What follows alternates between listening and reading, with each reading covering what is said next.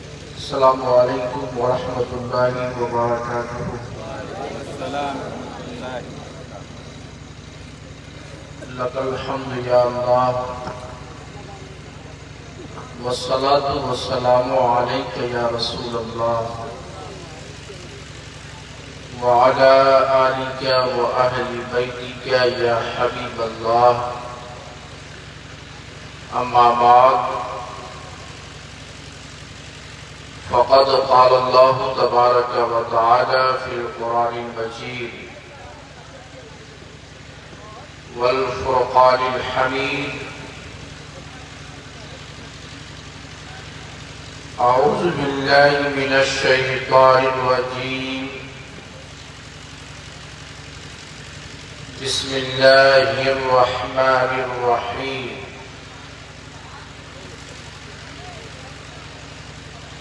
اِنَّا أَرْسَلْنَاكَ شَاهِدًا وَمُبَشِّرًا وَنَذِيرًا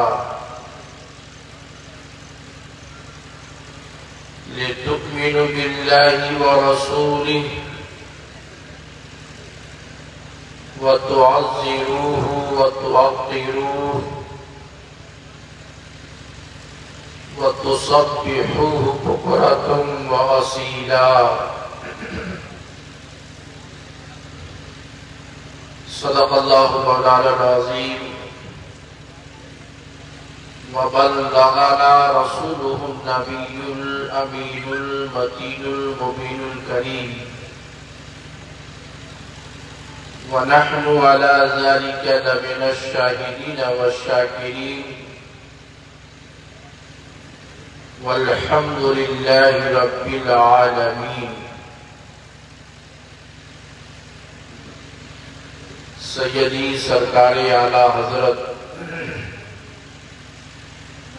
امام احمد رضا خاں فاضل بریلوی علیہ الرحمہ ارشاد فرماتے ہیں، اللہ کی سرتابہ قدم،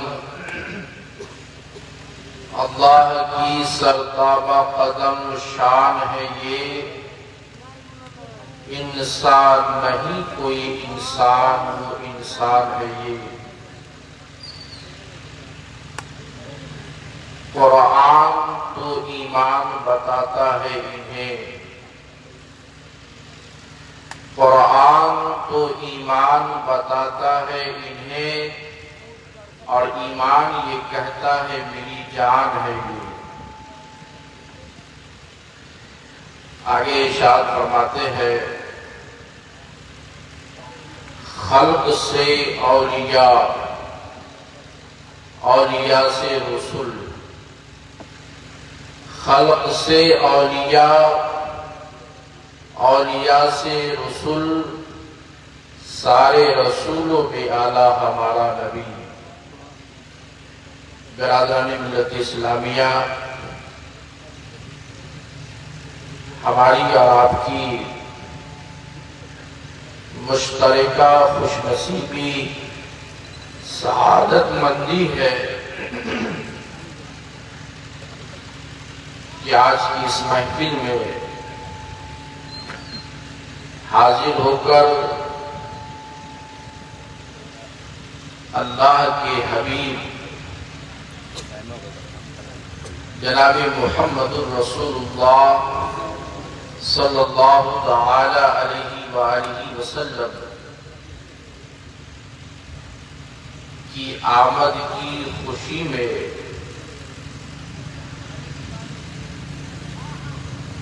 نعت و توصیف،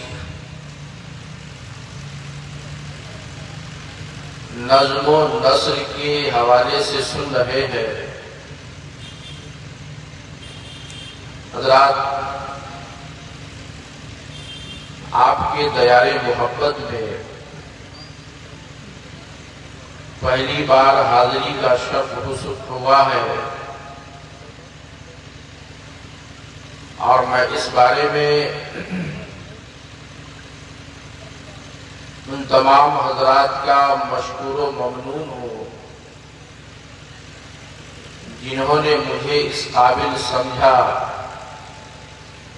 اور آپ کی اس محفل کے لائق سمجھا۔ حضرات،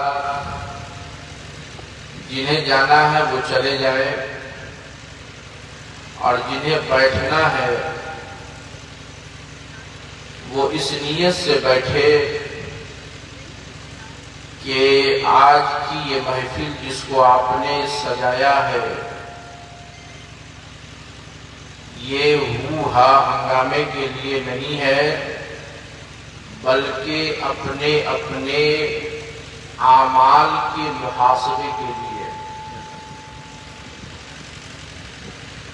حضرات، ابھی تو میری کوئی وسعت نہیں، کوئی اوقات نہیں، اور نہ کوئی صلاحیت ہے کہ میں اتنی بڑی بات بول سکوں، لیکن اپنے بزرگوں سے سنا ہے کہ محفلیں تو بڑی آسانی سے سجائی جاتی ہے، لیکن اس سے زیادہ کہیں آسانی سے اسے برباد کر دی جاتی ہے۔ اس لیے آپ لوگوں سے میری گزارش رہے گی کہ اگر آئے ہیں تو جائیے مت، اور جب جانا ہے تو آئیے مت۔ کسی کی آواز کو، کسی کے انداز کو سننا ہمارا مقصد نہیں ہے، بلکہ ہمیں تو اللہ اس کے رسول کے احکام کو سننا مقصد ہے۔ تو یہ چھوٹی سی گزارش ہے، امید کرتے ہیں کہ آپ لوگ پورا کر دیجیے گا انشاءاللہ۔ آئیے عقیدت و محبت کے ساتھ بارگاہ نبوت میں اور اہل بیت نبوت میں درود و سلام کا نذرانہ پیش کریں۔ بلند آواز سے پڑھیے، اللہم صلی علی سیدنا شفیعنا نبینا مولانا محمد بارک وسلم صلو علیہ صلاۃ و سلاما علیک یا رسول اللہ وعلی آلک و اصحابک و اہل بیتک یا حبیب اللہ۔ حضرات، اس وقت رات کا 11:20 ہو چکا ہے، اور ہم لوگ بھی مسلسل تقریری پروگرام میں مشغول ہے۔ آواز بھی اس کی اپنی ایک کیپیسٹی ہے، اس سے زیادہ تجاوز کرنے کی صورت میں متاثر ہو گئی ہے۔ خیر، کوشش رہے گی کہ جو جانتے ہیں وہ آپ کو پہنچا دیں۔ میں نے جس آیت کریمہ کی تلاوت کرنے کا شرف حاصل کیا ہے یہ سورۃ الفتح کی آیت نمبر 8 اور 9 ہے۔ اللہ تبارک و تعالی ارشاد فرماتا ہے، وَمَا أَرْسَلْنَاكَ إِنَّا أَرْسَلْنَاكَ شَاهِدًا وَمُبَشِّرًا وَنَذِيرًا۔ اے محبوب، ہم نے آپ کو حاضر و ناظر، خوشی سنانے والا اور ڈر سنانے والا بنا کر کے بھیجا ہے۔ آج اس محبوب کی محفل میں بیٹھے ہیں جن کا کام صرف خوشی سنانا نہیں تھا، اور نہ صرف ڈر سنانا تھا، بلکہ حضور اپنے ماننے والوں کو صحیح راستے پہ دیکھتے تھے تو خوشی کا پیغام عطا کرتے تھے، اور دیکھتے تھے کہ راہ مستقیم سے، راہ راست سے کچھ ہٹ کر کے عمل ہو رہا ہے تو اللہ کے عذاب سے اور جہنم کے ڈر سے ڈراتے تھے۔ آج ہمارے یہاں بعض لوگوں کی تقریر کا معیار یا تو صرف خوشی سنانے میں ہے یا صرف ڈر سنانے میں۔ جبکہ اسوہ پیغمبری یہ ہے کہ ضرورت پڑے تو خوشی بھی سنائیے اور ضرورت پڑے تو ڈر بھی سنائیے۔ اگر آج کے تناظر میں دیکھا جائے تو خوشی سنانے کا وقت نہیں ہے۔ علماء کرام تشریف فرما ہے، وہ بھی نفاذ قوم کی حیثیت سے یہاں پہ جلوہ گر ہے۔ حضرات، اس وقت جو ہماری قوم کا حال ہے اس سے تو یہی لگتا ہے کہ خوشی سنانے کا وقت رخصت ہو گیا ہے، اب صرف ڈر سنانے کا ہے۔ جتنی ایمانداری سے آپ نے نعت سنا ہے اس سے ایک پوائنٹ اور ایمانداری کا بڑھا کر کے تقریر سنیے گا۔ یہ صرف میں اپنی تقریر کی بات نہیں کر رہا ہوں، جو بھی آئیں گے تمام۔ حضرات، حالانکہ دیکھا جائے تو یہ شاہد، مبشر، نذیر یہ اپنے آپ میں تفصیلی گفتگو کا طالب ہے، لیکن چونکہ اتنا وقت بھی نہیں ہے اور میں نے جو ارادہ کر کے آپ کے سامنے اپنے آپ کو پیش کیا ہے اس کا تقاضا بھی نہیں ہے۔ حضور سرور کائنات جناب محمد رسول اللہ صلی اللہ علیہ وسلم کو اللہ نے اس آیت کی روشنی میں 3 صفات کمالیہ عالیہ مخصوصہ کو بیان کرتے ہوئے کہا کہ اے محبوب، ہم نے آپ کو بھیجا ہے۔ دیکھیے، میلاد کا تصور صرف اسی میں نہیں ہے کہ حضور تشریف لائے، حضور جلوہ گر ہوئے، بلکہ عقل ہو، عشق ہو، عقیدت ہو، تو اس آیت میں بھی میلاد مصطفیٰ کا ذکر موجود ہے۔ ہم چونکہ اللہ کے بندے اور مصطفیٰ جان رحمت صلی اللہ علیہ وسلم کی امت ہے، اس لیے ہم کہتے ہیں کہ حضور اس تاریخ کو اس وقت تشریف لائے اور اللہ بھیجنے والا ہے، اللہ دینے والا ہے، اللہ تخلیق کرنے والا ہے۔ اس لیے اللہ رب العالمین اپنے محبوب کے صفات عالیہ کمالیہ مخصوصہ کو بیان کرتے ہوئے حضور کا میلاد یوں بیان کرتا ہے کہ اے محبوب، ہم نے آپ کو بھیج دیا ہے۔ رات کیوں بھیجا ہے یہ غور کرنے کی بات ہے۔ ڈی جے بجانے کے لیے بھیجا ہے، اس لیے بھیجا ہے نماز چھوڑ کر کے اور صافہ پگڑی باندھ کر کے صف اول میں لچے لفنگے کی طرح کودنے کے لیے بھیجا ہے، اس لیے بھیجا ہے۔ حضرات، قرآن سے پوچھئے، قرآن بعثت مصطفیٰ صلی اللہ علیہ وسلم کے مقاصد کو بیان کرتا ہے اور کئی جگہ بیان کیا ہے۔ یہاں پہ بھی مقصد ہے، وہ کیا ہے؟ لِتُؤْمِنُوا بِاللَّهِ وَرَسُولِهِ، تاکہ اے لوگو تم اللہ اس کے رسول پر ایمان لے آؤ۔ حضرات، حضور سے پہلے بھی بہت ساری قومیں ہیں، حضور سے پہلے بھی بہت ساری شریعتیں ہیں، حضور سے پہلے بھی بہت سارے ادیان ہیں، بہت سارے مذاہب ہیں، مگر جب حضور آئے ہیں تو سبوں کی حق کی حقانیت تسلیم، وہ نظام مستقبی چلے گا۔ اب جو پیغام چلے گا وہ پیغام محمد رسول اللہ چلے گا۔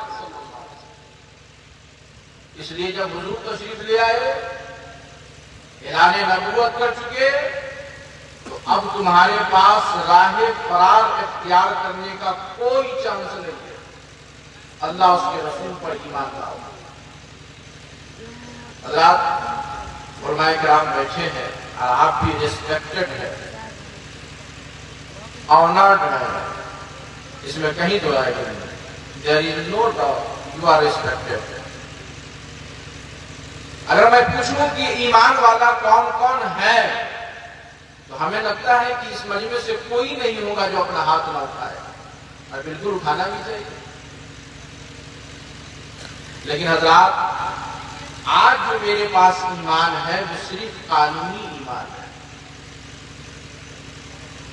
وہ ایمان ہمارے پاس نہیں ہے جس کا اثر ہمارے کردار و عمل پہ ہو، ہمارے سیرت و اخلاق پہ ہو۔ آج وہ ایمان ہمارے پاس نہیں ہے، معاف کیجیے گا، ہم آپ کو خوش کرنے کے لیے تبلیغ نہیں کرتے، ہم اپنے رنگ میں پہچانے جاتے ہیں۔ آج جو ہمارے پاس ایمان ہے وہ قانونی ایمان ہے۔ ٹھیک ہے، آپ نے کلمہ پڑھ دیا ہے، اپنے آپ کو مومن کہہ رہے ہیں، مگر آج وہ ایمان ہمارے پاس نہیں ہے جس ایمان کی روشنی میں ہمارے کردار و اعمال سنور سکے، ہمارے اخلاق و اطوار سنور سکے۔ آج وہ ایمان ہمارے پاس نہیں ہے، ورنہ ایمان والے کو کہنا پڑے گا کہ نماز پڑھو، ایمان والے کو کہنا پڑے گا کہ روزہ رکھو، ایمان ہے، دعوی ایمان ہے، صاحب استطاعت ہے، اور کہنا پڑے گا کہ حج کرو، کہنا پڑے گا کہ زکات دو، کبھی نہیں ہو سکتا۔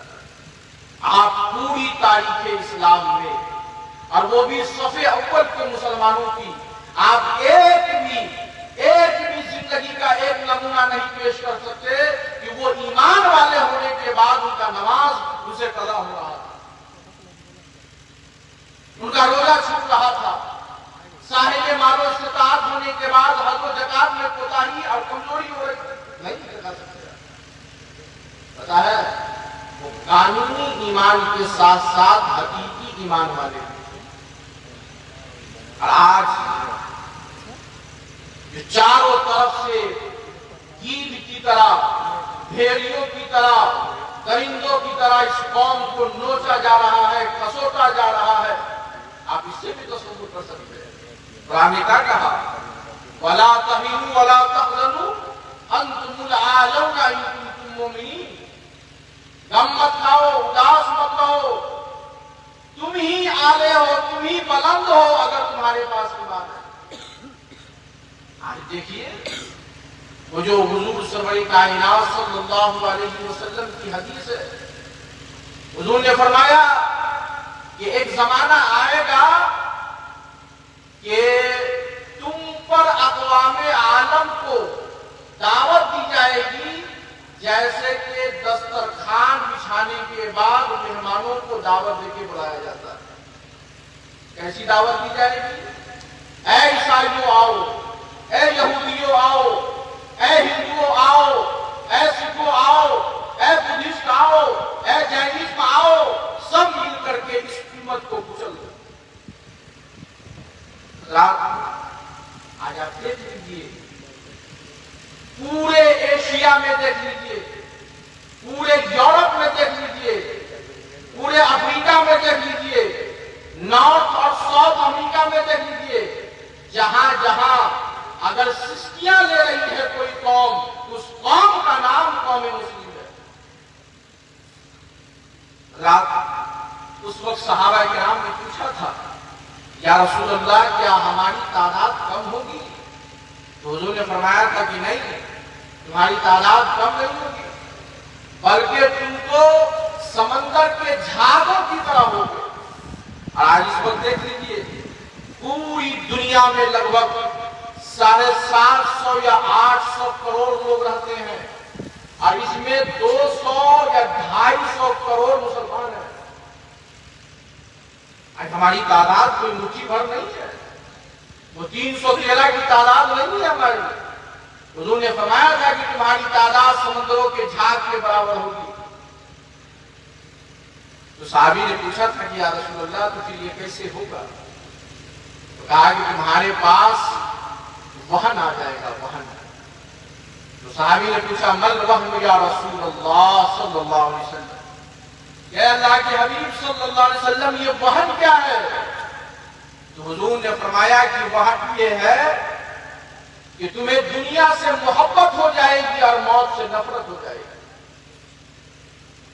سیرت مصطفیٰ اور وہ بھی محسن اعظم کانفرنس میں آپ بیٹھے ہیں، اگر آپ نے آپ کو دیکھیے کہ کیا واقعی ہمارے پاس دنیا سے محبت اور دل لگانے کے علاوہ کچھ اور بھی ہے؟ کیا آج ہمیں کا کوئی بھی اللہ اس کے رسول کے بتائے ہوئے راستے پہ چل کر کے اپنی موت کو اپنے سے گلے لگانے کو تیار ہے؟ آج ہم وہن میں گرفتار ہو گئے۔ حضرات، بات دوسرے سمت کو جا رہی ہے۔ پہلی شرط ہے کیا؟ کہ اللہ اس کے رسول پر ایمان لاؤ۔ آج ہم اپنے ایمان کا محاسبہ کریں، جائزہ لیں، ٹٹولے، اپنے گریبان میں جھانکے، تو ہم کو صرف اتنا ہی سمجھ میں آتا ہے کہ بس ہم نے اتنا کہا ہے لا الہ الا اللہ محمد رسول اللہ۔ اس سے زیادہ کوئی ہمارے پاس طاقت اور صلاحیت موجود نہیں ہے، اللہ ہم کوشش کر رہے ہیں۔ اللہ، ایمان کو ہم نے کیا سمجھ رکھا ہے؟ کسی پنساری کے دکان پہ بکنے والا چورن ہے کیا؟ الائیں خرید کر کے اور ایک مرتبہ ہاتھ میں لے کر کے منہ میں ڈالے اور پانی پی کر کے نکل گئے اور ایمان حاصل ہو جائے گا؟ حضرات، اس ایمان کے امتحان میں عمار بن یاسر کی جو ہے آپ تاریخ پڑھ کر کے دیکھیے۔ ان کے والد حضرت یاسر کو اور ان کی والدہ حضرت سمیہ کو ان کی نگاہوں کے سامنے ابو جہل نے قتل کر دیا تھا، شہید کر دیا تھا، اور حضور کی بارگاہ میں اپنا درد سنا رہے تھے۔ حضور نے کہا صبر کرو، ایمان تم سے صرف تم کو سکون اور راحت ہی پہنچانے کو نہیں ہے، بلکہ کبھی کبھی ایمان کی راہ میں تمہیں امتحان اور آزمائش سے بھی گزرنا پڑے گا۔ آج ہم نے کیا سمجھ رکھا ہے ایمان؟ اللہ کے نبی صلی اللہ علیہ وسلم ارشاد فرماتے ہیں، اور مشہور حدیث ہے، بخاری اور مسلم کی متفق علیہ حدیث ہے، اللہ کے نبی صلی اللہ علیہ وسلم ارشاد فرماتے ہیں، تم میں کا کوئی بھی اس وقت تک مومن نہیں ہو سکتا جب تک کہ اپنے والدین، اپنی اولاد اور سارے لوگوں سے زیادہ میں محمد رسول اللہ اس کے سامنے عزیز اور محبوب نہ ہوں۔ حضرات، اس حدیث کو تو بہت آپ نے سنا ہوگا اور بہتوں نے بیان بھی کیا ہے، لیکن آج ذرا مجھ سے سنیے اس کا کیا مطلب بنتا ہے؟ کہ اگر آپ محفل میں بیٹھے ہیں اور کوئی کہے کہ عاشق رسول کون ہے، کھڑے ہو کر کے نعرہ لگا دے، آپ نعرہ لگا دے اور عاشق رسول ہو جائے۔ محفل میں کوئی کہے کہ کون ہے جو سبحان اللہ زور زور سے کہے وہ عاشق رسول، اور آپ کہہ دیں عاشق رسول ہو جائے گے۔ باقی نعرے کی بڑی اہمیت ہے ہمارے یہاں، اور سبحان اللہ الحمدللہ کی بھی بڑی اہمیت ہے، اس سے انکار نہیں کیا جا سکتا۔ لیکن حضرات، یہ محاسبہ اعمال کی محفل میں بیٹھ کر کے ذرا محاسبہ کر لیجیے اپنے کرتوتوں کا۔ اللہ کے نبی صلی اللہ علیہ وسلم کی اس حدیث کا مطلب آخر کیا ہے؟ حضرات، جن کی محبت میں گرفتار ہو کر کے اللہ اس کے رسول کے دین کو پامال کیا جا رہا ہے، اللہ اس کے رسول کے دین کے تقدس کو رودا جا رہا ہے، اللہ اس کے رسول کے دین کو پیٹھ کے پیچھے ڈال دیا گیا ہے، ان ساری محبت کو اس وقت ہمارے سامنے آ جائے. یہ ہے اصل محبت. آج ادب کی باتیں بہت ساری ہوتی ہے, تعظیم و تکریم کی بہت ساری باتیں ہوتی ہے, لیکن میرے بھائیوں یہ ہونی بھی چاہیے, کیونکہ اللہ رب العالمین نے ایمان کے بعد مصطفیٰ جان رحمت صلی اللہ علیہ وسلم کی تعظیم کو بیان کیا ہے, اور اسی قرآن میں عمل سے پہلے حضور کی تعظیم کو بیان کیا گیا ہے. اور اعلیٰ حضرت نے تو کیا ہی شاندار عقیدہ دیا ہے کہ قرآن کو ایمان بتاتا ہے انہیں, اور ایمان یہ کہتا ہے میری جان ہے یہ. حضور ایمان نہیں بلکہ جان ایمان ہے. اگر حضور کو الگ کر دیا جائے تو ایمان کچھ کام کا نہیں رہ جائے. حضرات, اللہ کے نبی صلی اللہ علیہ وسلم کی محبت غالب ہونی چاہیے. کب؟ جب اذان ہو گئی ہے اس وقت حضور کی محبت غالب ہونی چاہیے. جب ناجائز و حرام کی تمیز کی باتیں کہہ دی گئی اس وقت حضور کی محبت غالب ہونی چاہیے. اللہ اس کے رسول کی محفل میں آئے, باتیں ہو رہی ہے, آپ کے دلوں میں اللہ کے حضور, اللہ کے رسول کی محبت غالب ہونی چاہیے. اور سنیے, ایک حدیث میں تو صراحتاً بیان کیا گیا ہے. حضور فرماتے ہیں, سنیے سنیے, بات مت کیجیے, بات بہت کر لی آپ نے, اب ذرا سن لیجیے. اللہ کے نبی صلی اللہ علیہ وسلم ارشاد فرماتے ہیں کہ تم میں کا کوئی بھی اس وقت تک مومن نہیں ہو سکتا جب تک کہ میری لائی ہوئی اس شریعت کے تابع اس کا خواہش نفس پر ہو جائے. ہمارے جو نفسیات ہیں, ہمارے جو خواہش نفسیات ہیں, یہ جب تک محمد الرسول اللہ صلی اللہ علیہ وسلم کی لائی ہوئی شریعت کے تابع نہیں ہو جائے اس وقت تک ہم مومن نہیں ہو سکتے.